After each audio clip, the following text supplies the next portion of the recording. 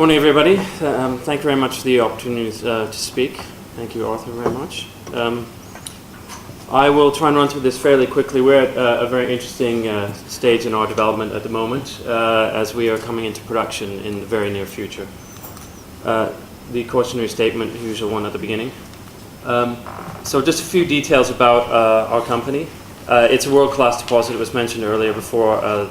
Grade is king. Well, we have very, very high grades. Up to 1,000 grams a ton, and our reserve, our head grade is 852 grams a ton. So even though it's a relatively small project, we have a very, very high grade, which has led to both a low capital cost for us because the size of the operation, the throughput in tons for the mine is very low, and our cash cost is around about $7.50. We expect this number probably to come down again as we continue to add ounces and then update our reserve. You can see the economics of the project there, extremely high IRR in the 80%, with a good NPV of around about 130 million. That's about 175 Canadian at the moment. We're trading currently at about 50 million, so we would expect that there will be some re-rating in the shares as we go forwards into production. We have a 20-year mining license, which is fully permitted.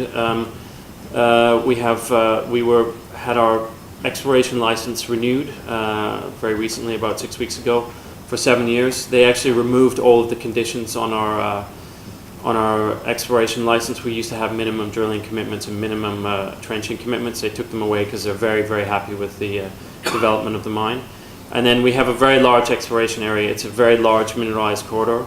Really, like most small mining companies, our challenge has not been ounces. It's been capital, and we've been lucky to be able to find the capital to put the project into production. Just very briefly on the board and the management, we have a very lean Western management team. There's Graham Hill, who we hired about 2 years ago through a very professional process. He has been excellent, done a fantastic job. Having experience of building in this system in Uzbekistan and Kyrgyzstan before, so he has not struggled with the bureaucratic nature of operating in Russia. And Dirk Hartman, who is a colleague of mine from previous times in banking, he came in as a change agent and is now our CFO, is implementing all the systems and processes we need because we will be cash flow positive fairly soon, and we'll need to manage our cash management quite carefully. Just looking down on the board, there's myself there. I was the chairman until the beginning of this year, but I'm the CEO of a small oil and gas company, so really it just became too much to do both jobs. Chris Westall, who was a former ambassador to Russia for Canada, stepped up to be our non-executive chairman. And then we have Boris Granovsky and Alexei Sotskov, two very important shareholder directors who represent the two major shareholders who've provided the almost $65 million of capital that has built the mine. Just coming along a bit here, you can see some of the pictures. Where the plant is pretty much finished and built, and a lot of the work that is going on, is bringing us to the very, very last stages of production. Of development into production. The project is in the far east of Russia. Of course, everybody calls it Siberia, but it's in the Sakha Republic. It's not particularly remote by Russian standards. It's about 440 kilometers by air from Yakutsk. Yakutsk is really, by Russian standards, quite a nice city. Just under 300,000 people with excellent services, lots and lots of restaurants, things like that. There's multiple destinations you can reach direct from the airport. It's got all the major suppliers for mining equipment like Caterpillar, etc. We don't need to worry about getting equipment from Moscow, and if we do need to bring somebody, there's 3 flights a day from Moscow. We deliver everything up the winter road. We have this summer been piloting the summer road, which has been reasonably successful. This year, as probably everybody here knows, winter is kind of early. And it's been very cold soon, so we're hoping that the winter road will open early this year. This is our mining license and exploration area. I think is that the right? Yeah, there we go. There's the mining area, and then the red box is the exploration. Inside in the license, they didn't actually remove anything from our exploration license. What they did is they allowed us just simply to minus the area that was in the mining license. So we've maintained the full area of our license area. All the green ones either have a resource or a reserve on them. And you can see the three key ones there, which are Birchall, Mangazeisky North and South, and Nizhny Endabel. Birchall is where we have the reserve. Mangazeisky will be announcing a new reserve in probably January. And Nizhny Endabel is one of the smaller areas. We also have Stержnevoy, where we have some initial resource, and we're quite excited about that for now. You can see here, this is our resource and reserve statement. Again, just to point out, this is the area that we're going to be mining. 22 million ounces, 852 grams. And then the next area we'll be bringing over is about 8 million ounces here. We'll be bringing that over into here. It's got a slightly lower grade at 670 grams. We'll see what happens when we bring it over into the reserve. But this will be the next area that will feed probably the processing plant from the surface. And then you can see in the bottom here, Stержnevoy at 1,500 grams. We're obviously quite excited about that. There is a porphyry on the project, but we don't really mention anything about it because it would be such a massive project to fund. A little bit more here on, this is the update that we did, and you can see there was a very significant increase in the grade as we updated in August. Just a little bit on the economics here. This is the June numbers from our initial maiden reserve, and this is the update.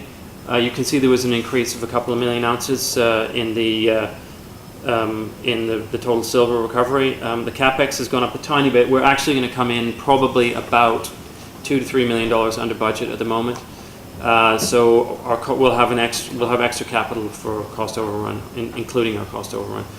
We do not have an all-in sustaining cost at the moment because we don't have the replacement of reserves, but that is total cost including all sustaining capital. So $11, we're reasonably happy with that as well, even though silver's trading at about 17 at the moment.